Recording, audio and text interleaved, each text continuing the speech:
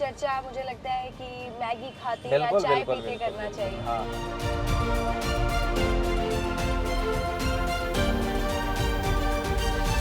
तो सवाल पूछ लेती हूँ, तब तक ऑर्डर लेने वो आ ही जाएंगे जी मैगी जी के लिए। जी। तो ये बताइए, जो जेनजी जनरेशन है वो सवाल भी पूछता है, गलत को गलत भी कहता है, सही को सही भी कहता है। जी बिल्कुल सही कहा आपने हाँ। कि अब राजनीति में ट्रेंड चेंज हुआ है। पहले की राजनीति 10 वर्ष पूर्व की राजनीति अपन कहें और 10 वर्ष इस राजनीति में कहें तो मुझे लगता है कि काफ़ी संख्या में यूथ जो है राजनीति में प्रवेश किए हैं और उसका विज़न फुल राजनीति रहता है। उस कुछ करने के लिए बेहतर करने के लिए वो आते हैं और चूँकि उनके पास टेक्निकल वर्किंग रहता है तो बहुत सारी चीज़ें, चूँकि अब देश बदल रहा है तो टेक्निकल सेक्टर में हम सब जा रहे क्योंकि हैं। यूथ के मन में ये भी सवाल रहता है ना नेताजी कि राजनीति में कैसे जाए। राजनीति में तो वही लोग जा सकते हैं जिनकी राजनीतिक पृष्ठभूमि रही हो, जिनके पिता विधायक रहे हो, तो बेटा बाद में विधायक के लिए चुनाव लड़ेगा। कई बार ये देखा भी जाता है कि 8 बार से इसी सीट से विधायक बन रहे, फिर उन्हीं को टिकट दे दिया गया कि वो 9वीं बार भी चुनाव लड़े। तो युवा कैसे आए राजनीति में, ये भी बताइएगा, क्योंकि आप संगठन का बड़ा दायित्व संभाल रहे हैं और आप जैसे लोगों को देखकर युवा भी राजनीति की तरफ प्रेरित जी होंगे। बिल्कुल।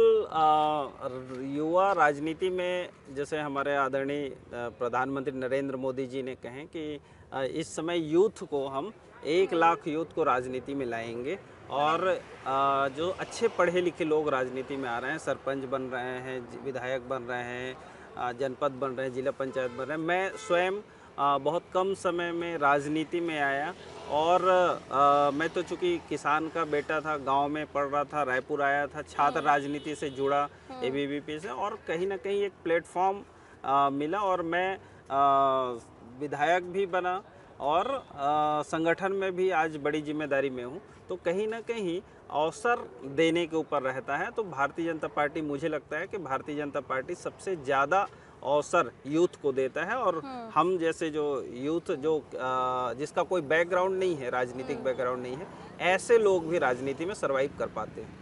ठीक है, चलिए, आप कह रहे हैं कि पढ़े लिखे लोगों को, युवाओं को अवसर मिल रहा है, लेकिन एक कहावत राजनीति की ये भी कही जाती है कि राजनीति में जो पढ़े लिखे लोग होते हैं, जो इंटेलेक्चुअल लोग होते हैं, उनको साइडलाइन कर दिया जाता है।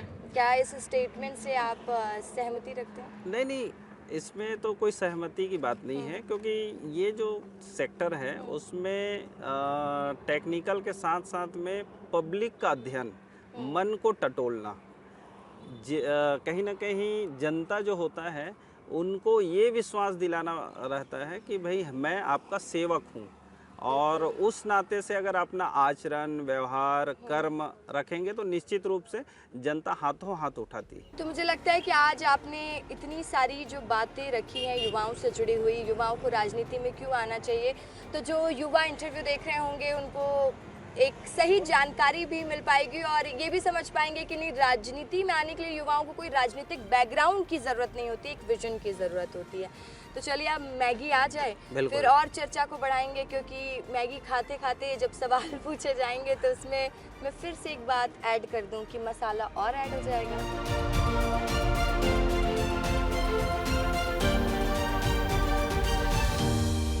ये मसाला चीज़ मैगी है, इतना सारा चीज़ है इसमें हाँ कि अब जब चीज़ मैनेज कर लेगा सब कुछ, तो अब तीखे सवाल पूछने शुरू हाँ कर हाँ दें। बिल्कुल बिल्कुल। तीखे सवाल से कोई परहेज तो नहीं है? नहीं नहीं नहीं नहीं नहीं। चलिए, ये बताइए, क्योंकि प्रदेश के महामंत्री हैं, संगठन का बड़ा दायित्व है, रणनीतिकार हैं, स्ट्रैटेजी बनाते ही रहते हैं, तो 2023 का चुनाव भारतीय जनता पार्टी ने महतारी वंदन योजना के नाम पे लड़ा। चलिए, अब महिलाएं खुश भी हो गई, मान गई, लेकिन 2028 में अब सेम पैटर्न रिपीट नहीं चलेगा। जैसे हम थोड़ी देर पहले ही बात कर रहे थे कि अब राजनीति का भी पैटर्न बदलना पड़ेगा, तो वो सेम चीज़ें नहीं देखने को मिलने वाली है। तो आप क्या सोचते हैं, क्या बीजेपी की कोई स्ट्रैटेजी है 2028 को साधने की? क्योंकि अब मैं फिर कहूँगी कि युवा जवाब मांगेगा कि आपने क्या क्या किया इन 5 सालों में।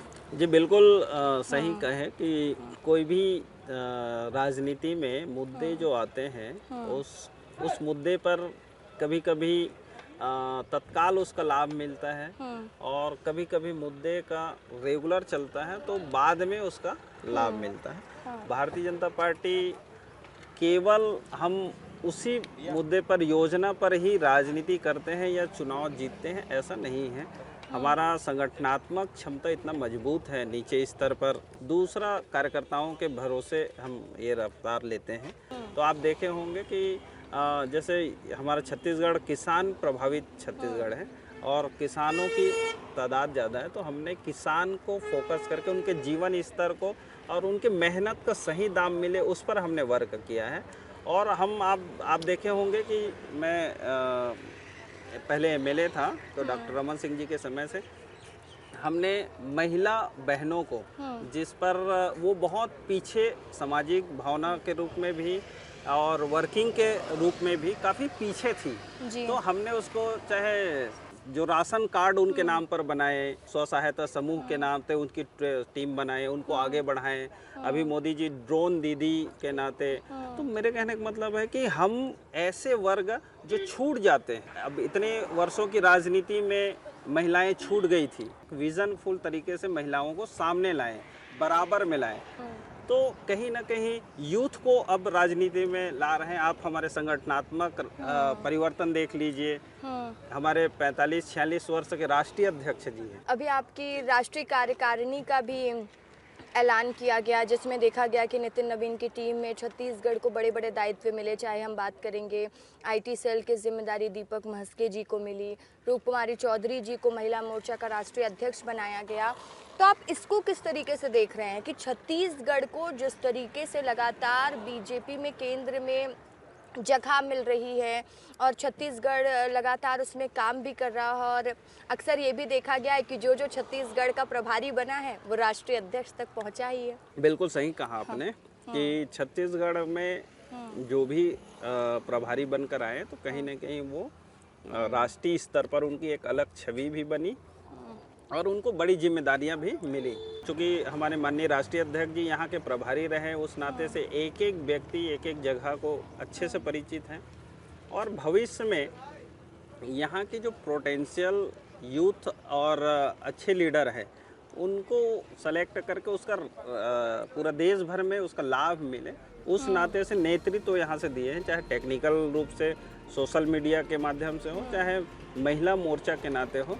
एक बड़ी अवसर छत्तीसगढ़ को माननीय अध्यक्ष जी ने दिए हैं, तो यहाँ के लिए वो प्रेरणा है, और यहाँ की महिला को एक बड़ा विज़न मिलेगा कि राजनीति में काम करने से, समर्पित भाव से काम करने से राजनीति रफ्तार लेता है।